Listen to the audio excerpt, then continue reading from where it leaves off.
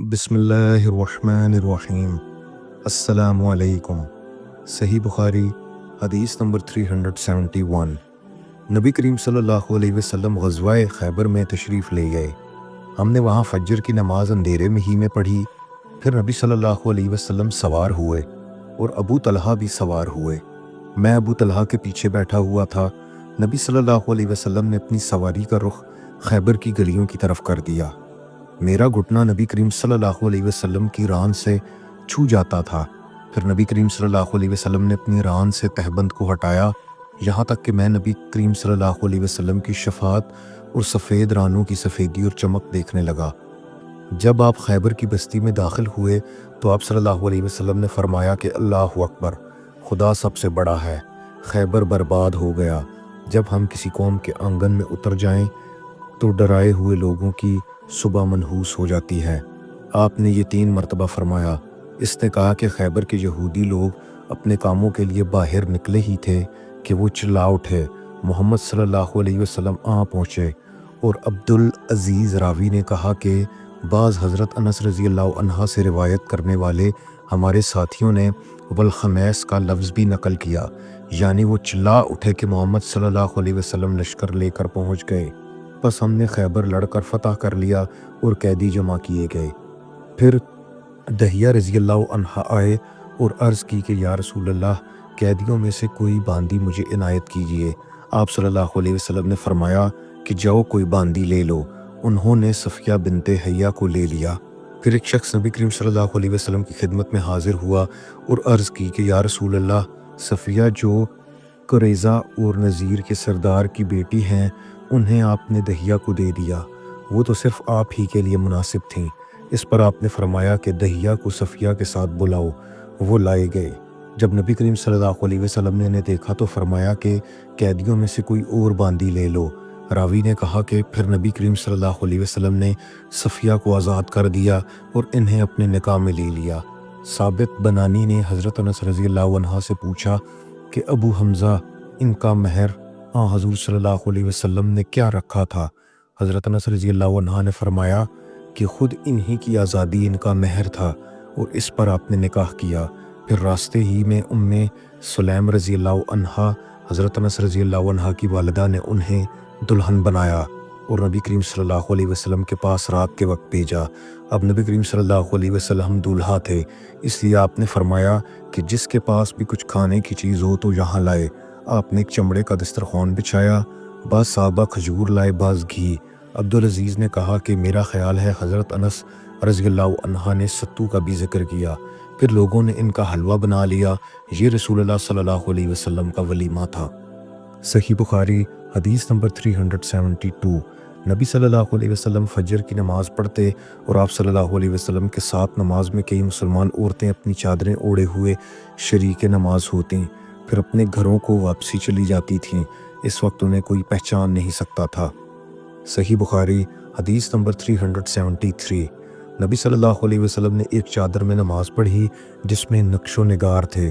آپ صلی اللہ علیہ وسلم نے انہیں ایک مرتبہ دیکھا، پھر جب نماز سے فارغ ہوئے تو فرمایا کہ میری یہ چادر ابو جہم عامر بن حذیفہ کے پاس لے جاؤ اور ان کی انجبانیاں والی چادر لے آؤ، کیونکہ اس چادر نے ابھی نماز سے مجھ کو غافل کر دیا۔ اور حشام بن عروہ نے اپنے والد سے روایت کی، انہوں نے عائشہ رضی اللہ عنہا سے کہ نبی صلی اللہ علیہ وسلم نے فرمایا میں نماز میں اس کے نقش و نگار دیکھ رہا تھا، پس میں ڈرا کہ کہیں یہ مجھے غافل نہ کر دے۔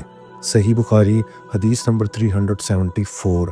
حضرت عائشہ رضی اللہ عنہا کے پاس ایک رنگین باریک پردہ تھا جسے انہوں نے اپنے گھر کے ایک طرف پردہ کے لیے لٹکا دیا تھا۔ آپ صلی اللہ علیہ وسلم نے فرمایا کہ میرے سامنے سے اپنا یہ پردہ ہٹا دو، کیونکہ اس پر نقش شدہ تصاویر برابر میری نماز میں خلل انداز ہوتی رہی ہیں۔ صحیح بخاری حدیث نمبر 375۔ نبی کریم صلی اللہ علیہ وسلم کو ایک ریشم کی کباہ تحفہ میں دی گئی، اسے آپ نے پہنا اور نماز پڑھی، لیکن آپ جب نماز سے فارغ ہوئے تو بڑی تیزی کے ساتھ اسے اتار دیا، گویا آپ اسے پہن کر ناگواری محسوس کر رہے تھے۔ پھر آپ نے فرمایا یہ پرہیزگاروں کے لائق نہیں ہے۔ صحیح بخاری حدیث نمبر 376۔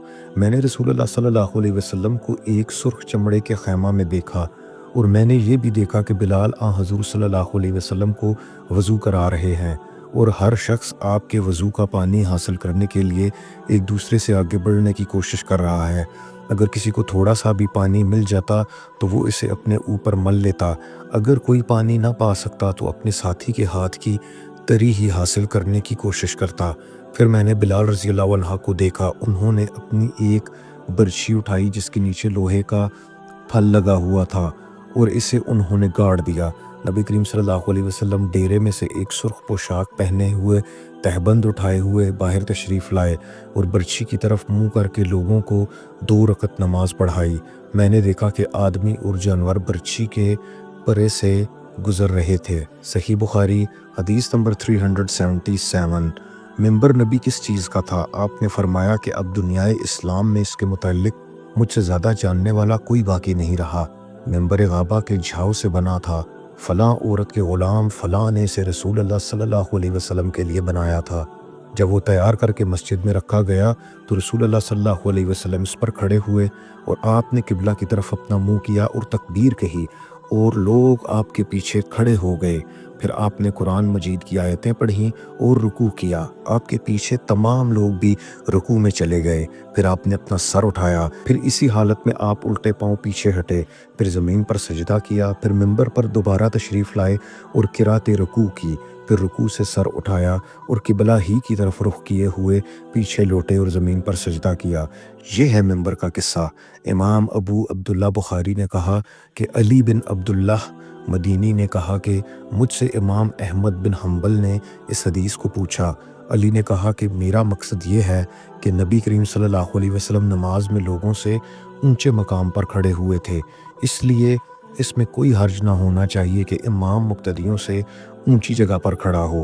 علی بن مدینی کہتے ہیں کہ میں نے امام احمد بن حنبل سے کہا کہ سفیان بن عینیہ سے یہ حدیث اکثر پوچھی جاتی تھی، آپ نے بھی یہ حدیث ان سے سنی ہے؟ تو انہوں نے جواب دیا کہ نہیں۔ صحیح بخاری حدیث نمبر 378۔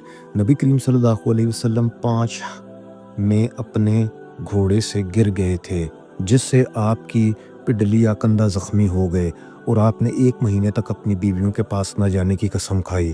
آپ اپنے بالا خانہ پر بیٹھ گئے جس کے زینے کھجور کے تنوں سے بنائے گئے تھے۔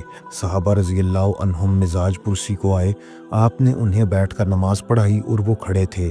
جب آپ نے سلام پھیرا تو فرمایا کہ امام اس لیے ہے کہ اس کی پیروی کی جائے، پس جب وہ تکبیر کہے تو تم بھی تکبیر کہو، اور جب وہ رکوع میں جائے تو تم بھی رکوع میں جاؤ، اور جب وہ سجدہ کرے تو تم بھی سجدہ کرو، اور اگر کھڑے ہو کر تمہیں نماز پڑھائے تو تم بھی کھڑے ہو کر نماز پڑھو۔ اور آپ 29 دن بعد نیچے تشریف لائے تو لوگوں نے کہا یا رسول اللہ، آپ نے تو 1 مہینہ کے لیے قسم کھائی تھی۔ آپ صلی اللہ علیہ وسلم نے فرمایا کہ یہ مہینہ 29 دن کا ہے۔ صحیح بخاری حدیث نمبر 379۔ نبی صلی اللہ علیہ وسلم نماز پڑھتے اور حائضہ ہونے کے باوجود میں ان کے سامنے ہوتی، اکثر جب آپ سجدہ کرتے تو آپ کا کپڑا مجھے چھو جاتا۔ انہوں نے کہا کہ آپ کھجور کے پتوں سے بنے ہوئے ایک چھوٹے سے مصلے پر نماز پڑھتے تھے۔ صحیح بخاری حدیث نمبر 380۔ رسول اللہ صلی اللہ علیہ وسلم کو کھانا تیار کر کے کھانے کے لیے بلایا۔ آپ نے کھانے کے بعد فرمایا کہ آؤ تمہیں نماز پڑھا دوں۔ انس رضی اللہ عنہ نے کہا کہ میں نے اپنے گھر سے ایک بوریا اٹھایا جو کثرت استعمال سے کالا ہو گیا تھا، میں نے اس پر پانی چھڑکا، پھر رسول اللہ صلی اللہ علیہ وسلم نماز کے لیے اسی بوریے پر کھڑے ہوئے اور میں اور ایک یتیم کہ رسول اللہ صلی اللہ علیہ وسلم کے غلام ابو زمیرہ کے لڑکے زمیرہ آپ کے پیچھے صف باندھ کر کھڑے ہو گئے، اور بوڑھی عورت انس کی نانی ملیکہ ہمارے پیچھے کھڑی ہوئیں۔ پھر رسول اللہ صلی اللہ علیہ وسلم نے ہمیں 2 رکعت نماز پڑھائی اور واپس گھر تشریف لے گئے۔ صدق اللہ العظیم۔ اللہ حافظ۔